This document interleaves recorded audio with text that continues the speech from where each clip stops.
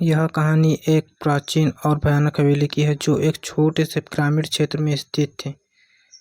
गांव का नाम मृत्यु नगरी था और इस गांव की पहचान उस खतरनाक हवेली से होती थी। इस हवेली का निर्माण सैकड़ों साल पहले एक अत्यंत धनी जमींदार ठाकुर प्रताप ने किया था। ठाकुर प्रताप अपने समय का एक निर्मम व्यक्ति था। हवेली के निर्माण के दौरान कई निर्दोष मजदूरों की जान जाने की घटना सामने आई।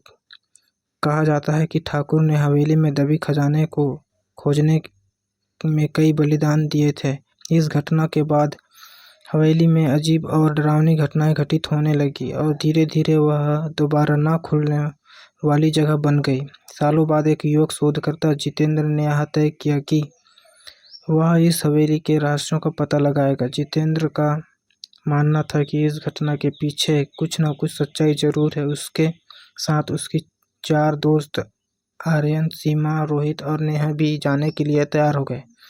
एक दिन सभी मित्र पूरी तैयारी के साथ हवेली की ओर निकल पड़े। हवेली पहुंचते ही उनकी आंखों के सामने एक विचित्र दृश्य था। टूटे फूटे दरवाजे, खिड़कियों पर जाले, बड़ी बड़ी दीवारें और चारों तरफ सन्नाटा। हवेली के दरवाजों पर पहुंचकर जितेंद्र ने अपनी मशाल जलाई और सब अंदर की ओर बढ़ गए। जैसे ही उन्होंने हवेली में कदम रखा, चारों ओर सन्नाटा बढ़ गया और हल्की हल्की ठंडी हवा चलने लगी। उन्होंने हवेली के विभिन्न हिस्सों की जांच शुरू कर दी। हर कक्ष में अजीब और डरावनी चीजें थी। टूटे हुए फर्नीचर, जमीन पर खून के धब्बे और दीवारों पर अजीब से निशान। जांच करते करते वे हवेली के एक बड़े हॉल में पहुंच गए जहां एक राज सिंहासन पड़ा हुआ था। राज सिंहासन देखकर उन्होंने महसूस किया कि यहाँ कुछ रहस्य है। जैसे ही उन्होंने सिंहासन को छुआ, पूरा कक्ष अंधेरे से डूब गया और हवा में ठंडक बढ़ गई। अगले ही पल एक भूतिया आकृति उनके सामने प्रकट हुई। वह आकृति ठाकुर प्रताप की आत्मा थी। आत्मा ने क्रोधित आवाज में कहा, इस हवेली में आपका स्वागत है, लेकिन जो भी मेरे रहस्यों को जानने का प्रयास करेगा उसे मुझसे सामना करना होगा। जितेंद्र और उसके दोस्त डर गए, लेकिन उन्होंने साहस दिखाया। जितेंद्र ने आत्मा से पूछा, हम यह सच जानने आए हैं। तुम्हें किसी विशेष कारण से स्थापित किया गया है। हम कैसे मदद कर सकते हैं? आत्मा ने बताया, मुझे मेरे कर्मों की सजा मिली है। मैंने कई निर्दोषों की बलि दी थी। अगर तुम मेरे हाथों मारे गए निर्दोषों की आत्माओं को शांति दिला सकते हो तो मैं भी इस शाप से मुक्त हो सकता हूँ। जितेंद्र और उसके दोस्तों ने आत्मा की बात मानी और ठान लिया कि वे निर्दोषों की आत्माओं को शांति दिलाने के लिए कुछ भी करेंगे।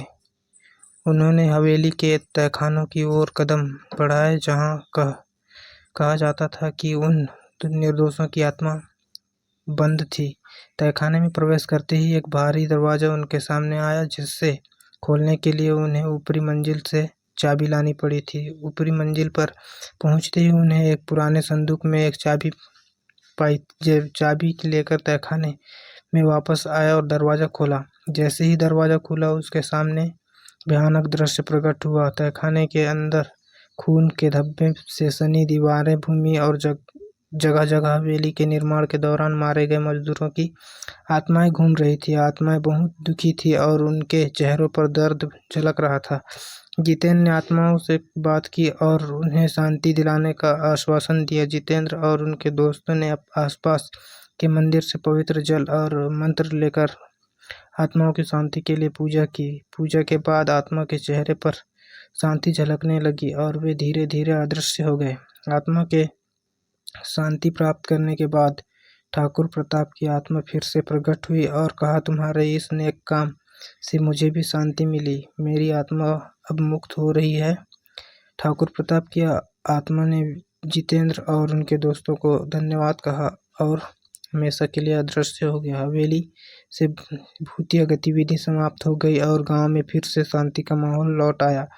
जितेंद्र और उसके दोस्तों की साहसिकता और निष्ठा ने हवेली के रहस्यों को उजागर किया और वहां की आत्माओं को शांति दिलाई। इस घटना के बाद शापित हवेली अब शांति हवेली के नाम से जानी